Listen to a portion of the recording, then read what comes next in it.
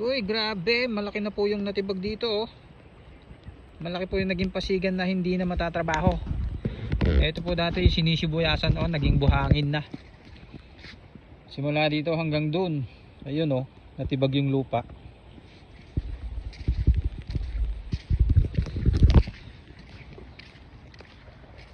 Ito po dati sinisibuyasan po to. Ngayon parang hindi na po masisibuyasan to. Siyempre nakakatakot na po yung pwesto dito. Natutumbok po ng tubig pagka malakas yung ulan. Yan po yung tosang nila na hukay. Yung puno bumagsak. Yung tosang ito na po oh, lumitaw. Tosang,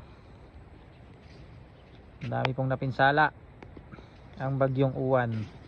Grabe ang lawak po ng naging pasigan dito. Dati po sinisibuyasan to hanggang doon sa tubig na yun.